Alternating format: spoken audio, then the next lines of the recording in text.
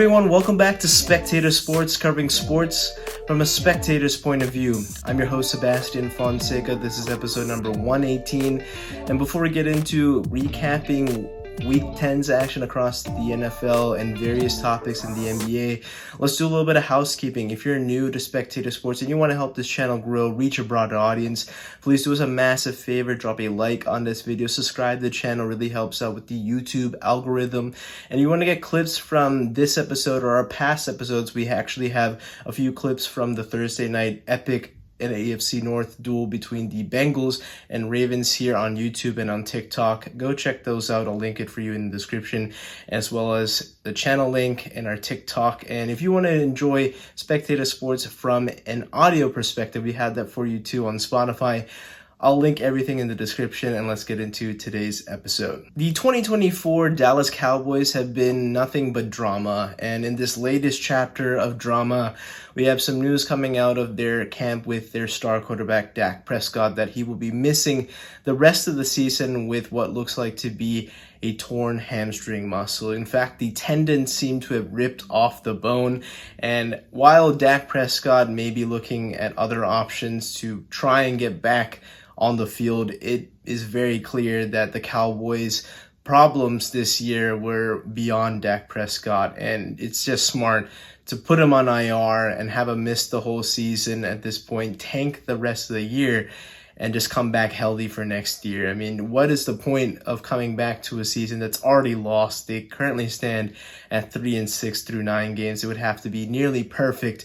And it's very clear that the Dallas Cowboys problems are all over the place, starting from ownership down to the roster. This is obviously fresh off of the recent contract extension that he signed just before their Week 1 matchup against the Cleveland Browns. And he signed a 4-year, $240 million deal, including $231 million guaranteed, and at $60 million a year. It makes sense that the Cowboys should be protecting their asset of the future, but at this point, they also have a lot of cap issues. They still have to get Micah Parsons' contract situated. This very topsy-turvy back and forth offseason that we had with the whole CeeDee Lamb saga, but they got that done.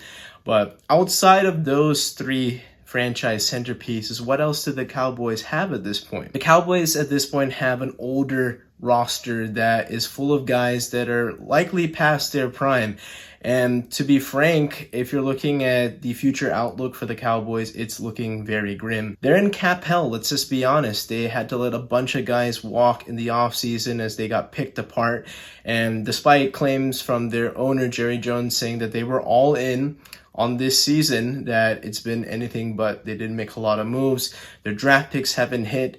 And the only path I really feel that the Cowboys have at this point is, like I said, tank the season, lose as many games as possible, lock up a top 5 pick, and you already have your quarterback. You have a star pass rusher that is under contract and hoping to extend, and you have a wide receiver.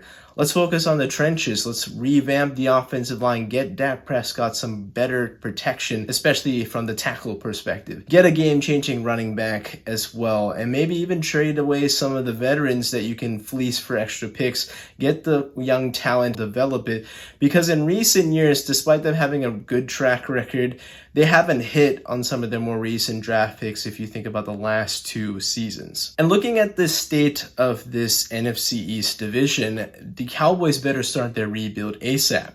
The Giants are slated to be one of the worst teams in the league. They're going to get their quarterback of the future. The Commanders already do have their franchise quarterback, so it seems, with Jaden Daniels, and they're going to continue to build around him. And the Eagles already have talent across the board, and seems like they're a Super Bowl contender for the last 2-3 seasons. So the Cowboys have a ton of work to do, and it's best to get the ground running, get started, trade some guys, work on the rebuild, and hope that you hit with some youth movement in the next coming drafts. Dissecting the Cowboys' most recent game, it was an embarrassing performance against the Philadelphia Eagles, losing 34-6. And in this loss, this is now their 5th consecutive loss at home, dating back to that wild card blowout loss to the Green Bay Packers. And in 4 out of the 5 losses, they have been blowouts, with the exception being to the Baltimore Ravens in Week 3.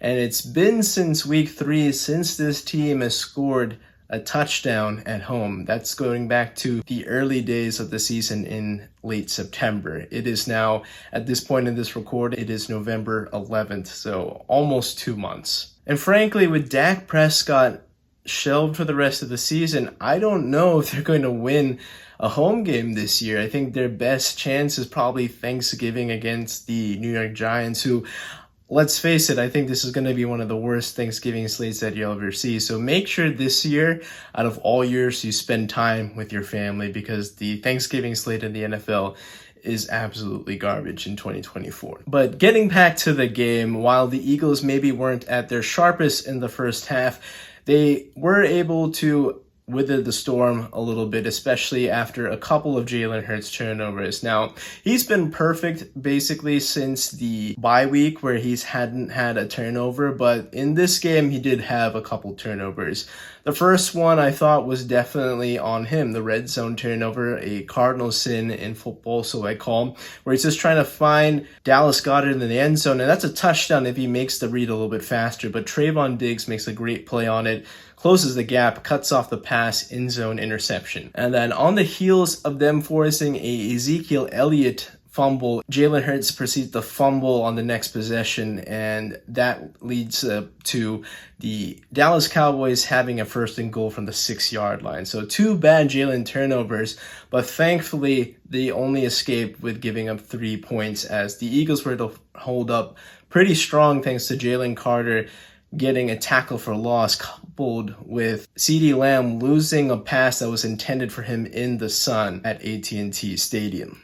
And if you're thinking about the 2 turnovers that didn't turn into much for the Cowboys, it just comes back to the offense. Now, while Cooper Rush came into this game owning a 5-and-run record, I think in that previous run, it was a very different roster. And in this 2024 edition of the Dallas Cowboys, the defense isn't nearly as dominated, and there is no run game to rely on. And that's a recipe for disaster. I mean, Cooper Rush finished with an anemic night. I mean, he averaged 2.0 yards per pass, lost 2 fumbles, and just was a horrific afternoon for Cooper Rush. Now, it remains to be seen if he's going to be benched for the future for Trey Lance, as Trey Lance got some time in this game, and Trey Lance didn't seem any better either, as he ended up with a interception to CJ Gardner-Johnson in the second half. And getting back to the Eagles side of the thing, in the second half, after going into halftime up 14-6, they slammed the door shut in the third quarter, scoring a couple more touchdowns between Jalen Hurts' legs and his arm,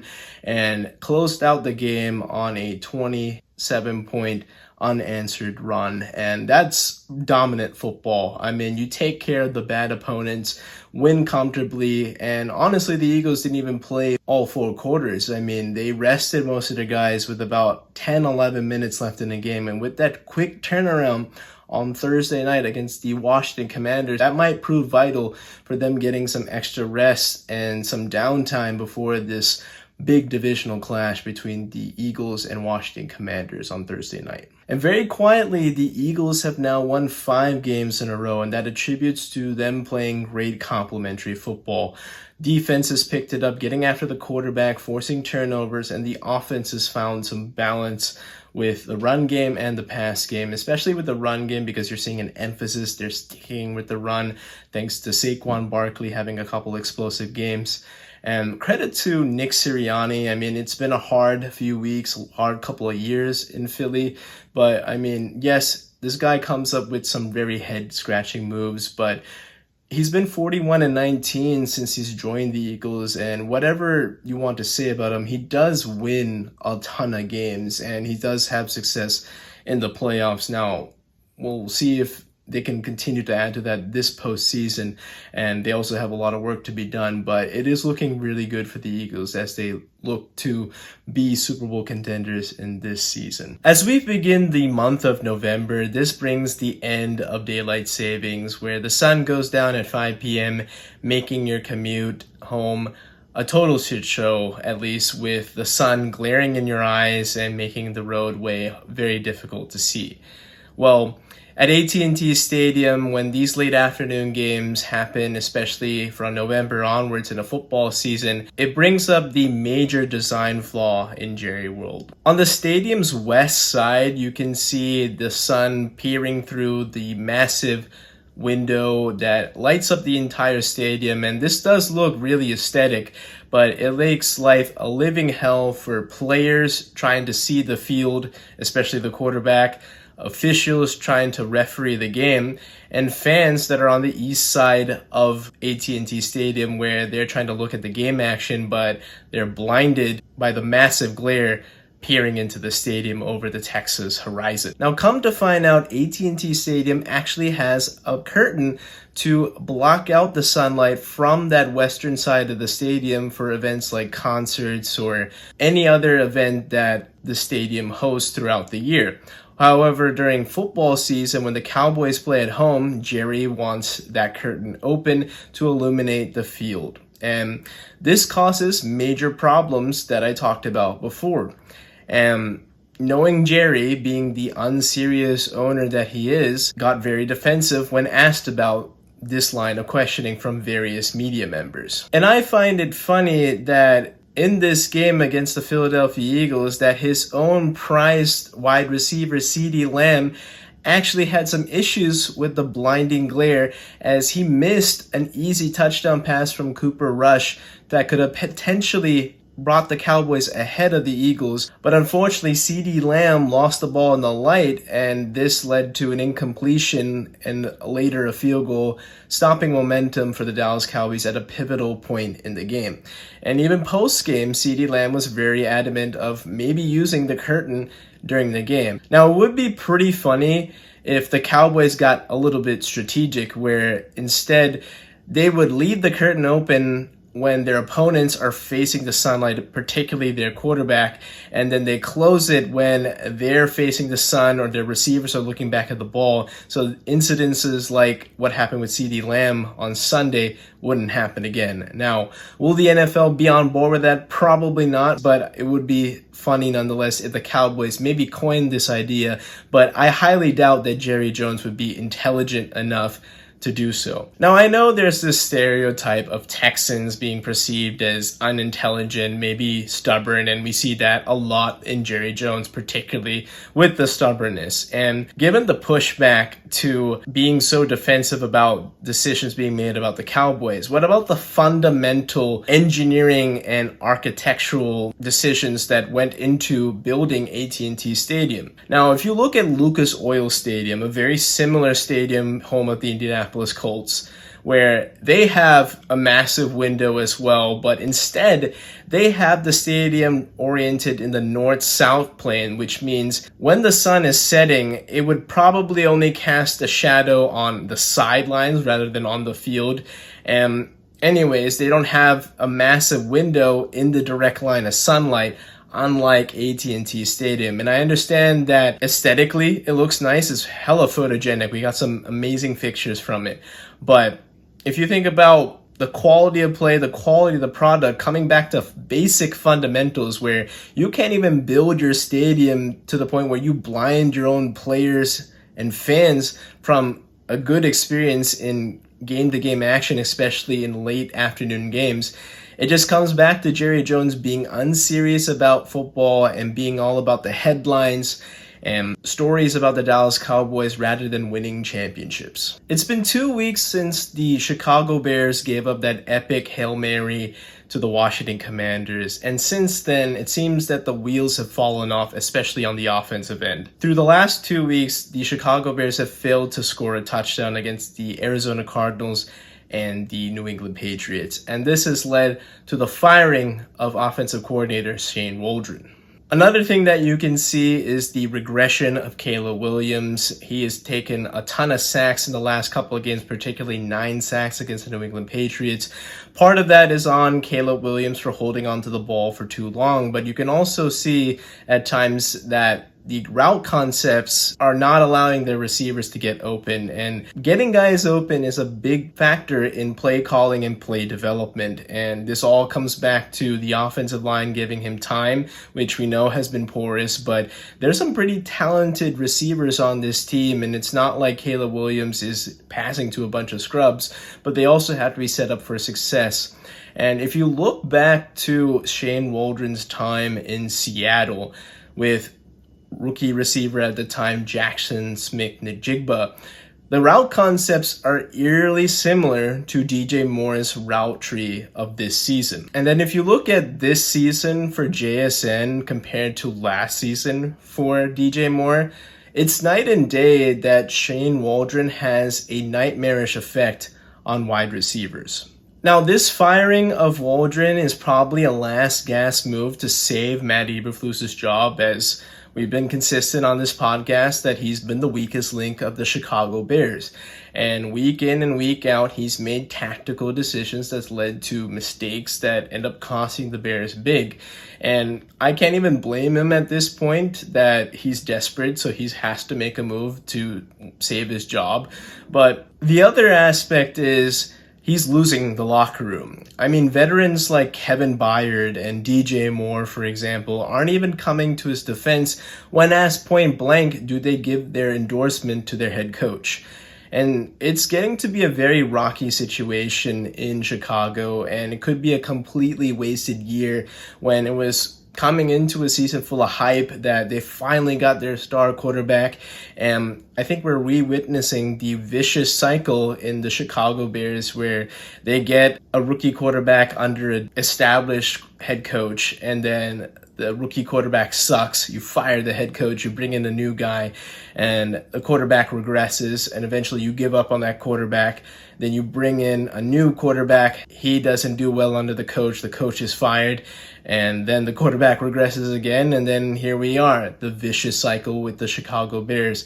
And that cycle that I just outlined was with the last two quarterbacks, Mitchell Trubisky with John Fox, later Matt Nagy, to Justin Fields and Matt Eberflus, to now Caleb Williams. And this is an organizational problem. There's a reason why the Chicago Bears have yet to have a 4,000-yard passer in the modern NFL. They cannot hark back to the days of the monsters of the Midway, where it was led by defense with Mike Ditka, Mike Singletary, so many classic names that are in the Hall of Fame, and absolutely defense still wins championships. But let's also be honest that offense is now the major driving point for many NFL franchises. And keeping Matt Eberflus, I thought, was a massive misstep. When you had opportunities to start fresh, start anew, have a new head coach with a new quarterback, develop that relationship. We've seen it countless times, and it's turned into success, and it's also led to failures. But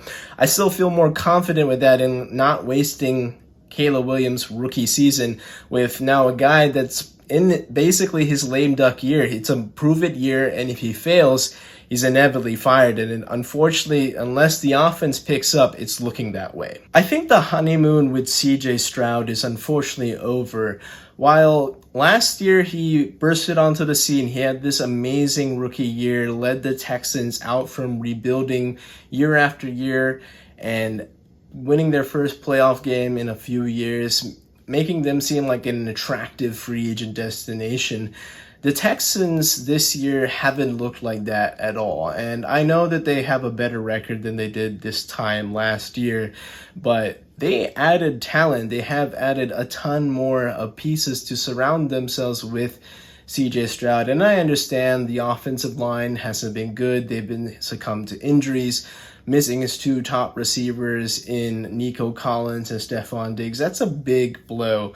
But we've seen quarterbacks overcome patchwork offensive lines, mediocre wide receiver talent, and this was still pretty good production. And you still have Joe Mixon coming out of the backfield, but it all starts up at front. And what I'm noticing with the Houston Texans is that they continue to play worse week in and week out, and we're seeing CJ Stroud regress in his sophomore year. And I think at this point we can say it's a sophomore slump. The other thing is that the Texans offense hasn't scored a touchdown since week 6. And that's a major reason why they've had their recent slide, losing 3 of their last 4 games. And they own the league worst point differential in the second half. And I think this all unfortunately comes back to offensive coordinator Bobby Slowick. And specifically in this game against the Detroit Lions, the Houston Texans were great in the first half, intercepting Jared Goff 3 times, another 2 times in the second half for 5 total. And they were up 23-7 going into halftime, and they just collapsed. No points in the second half.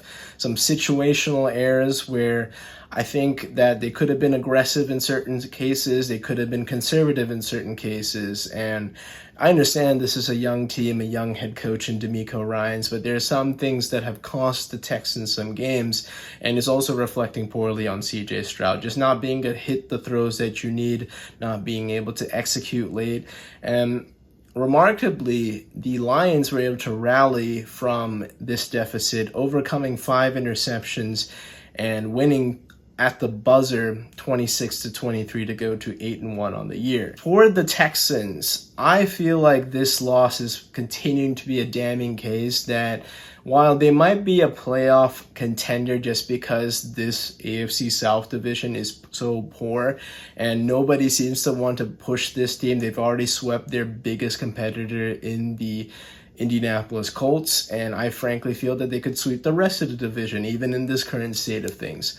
But I do think that they are not in the same class as the other AFC contenders. Now, while they did beat the Bills early on this season, I don't think that's the same team that they would play if they were to meet up again. And the Ravens are definitely better at this version of the Houston Texans, and the Chiefs, I mean, they're just in a whole nother stratosphere, let's just be honest. So it could be a disappointing year where they could be at the same place. They might win a game, but that's it. Or they just flame out in the wild card round and kind of regress after having a really promising rookie year. And for the Lions, I mean, this is just another great win. They were on the ropes, but especially after dominating their last few games quite comfortably, but to show that grit, that grind, that typical Dan Campbell attitude that he's been able to instill on his entire team is just a showcase to how this team has changed since being the Detroit Lions, at least of recent memory, where they were 0-16, they were habitual losers, an embarrassment on Thanksgiving every year. Well, this is an entirely different Detroit Lions team. And so especially credit to Jared Goff, who, like I said, overcame 5 interceptions, but still was able to hang tough, guide his team on the game-winning drive, where he reflected on in his post-game pressure about how he's been through much worse. Remember, 4 years ago, the LA Rams quit on Jared Goff. They invested, they traded up to get him, and they blamed him for the loss against the New England Patriots in Super Bowl 53. And that may or may not be the case. But remember, Jared Goff has gone head-to-head with some talented quarterbacks and outdueled them in many games. And to be frank, I think Jared Goff gets disrespected quite often, and this game doesn't help his case. But the whole body of work coming into this, especially even on the tail end of last year, Jared Goff is one of the best quarterbacks in this league, and he's the perfect quarterback to pilot this Detroit offense. And I think it's only a matter of time since we see him return back to the Super Bowl yet again with the Detroit Lions. The Pittsburgh Steelers remain undefeated with Russell Wilson as their starting quarterback. It's time to give some major props to Mike Tomlin, the Steelers organization, and Russ himself. I mean, they really bet on themselves to make this transition after Justin Fields started 4-2.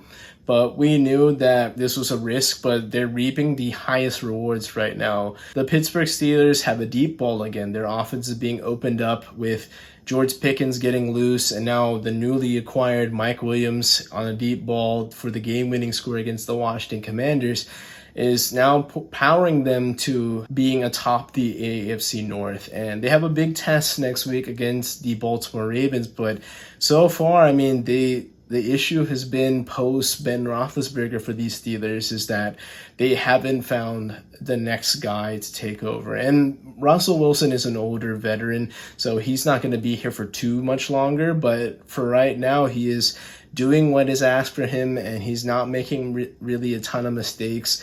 And right now, the Steelers look like they could be a sleeper team in the playoffs. I would fully buy into them if they beat Baltimore next week, because that's a big test. And divisional wins are going to be key because they haven't played a divisional game all season. So that's going to be a tough end of season schedule to face. Playing all 6 of your division rivals in a short amount of time is no easy feat.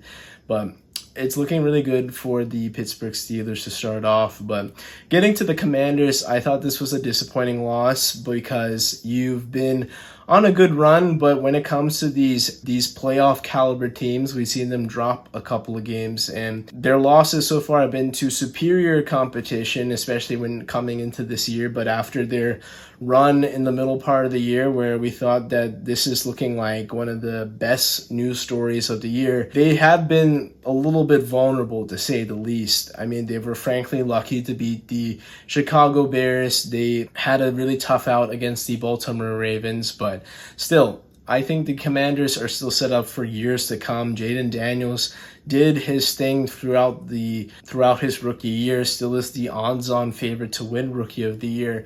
And this is still a young team that is very dangerous and still should make the playoffs. The Giants really lost to the Carolina Panthers in Munich, and it's very clear now that Daniel Jones will be on his way out. Now, the Giants head into their bye week, but at this point, they're basically all but mathematically eliminated from the NFL playoff picture. I'm not going to blame the interceptions on Daniel Jones, especially the second one where the ball was tipped and kind of taken away from the running back, but it's still some of these throws, the reads aren't there, the throws are being sailed into the first row. It's just not good production from your quarterback.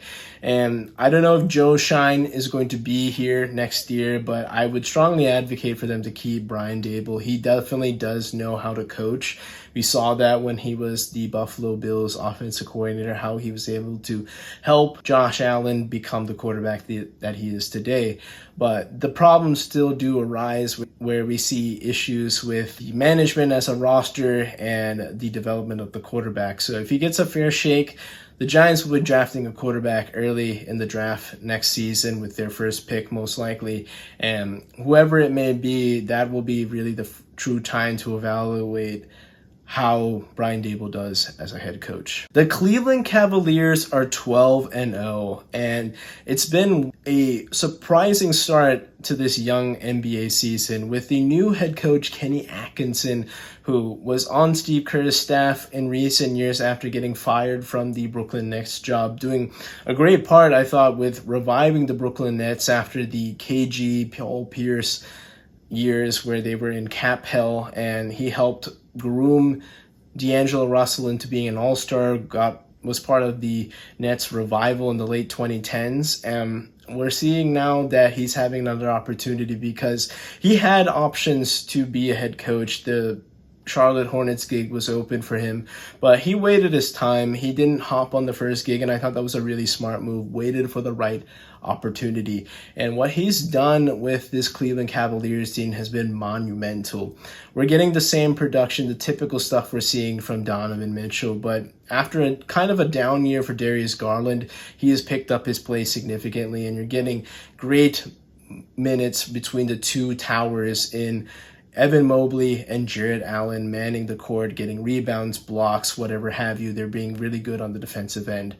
Plus, you have Karis LeVert being the spark plug off the bench. He's been so good in limited action, but really does take advantage going against other people's bench members. But if you're seeing their stats right now, they're shooting above 52% from the field as a team, and they're averaging over 120 points a game. That is high production, and that includes having a halftime lead of over 40 points against the Golden State Warriors on Friday night.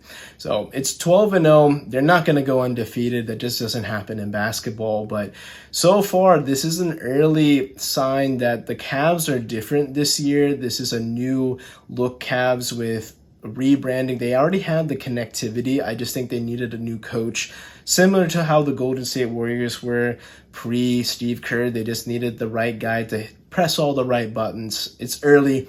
I'm not going to say they're going to dethrone the Boston Celtics, but right now they are very much in position to challenge the Boston Celtics at a time when I thought the Boston Celtics were going to cruise through the Eastern Conference and get back to the finals. So that's it for this episode of Spectator Sports. Thank you everybody for tuning in. The new subscribers and the OGs greatly appreciated.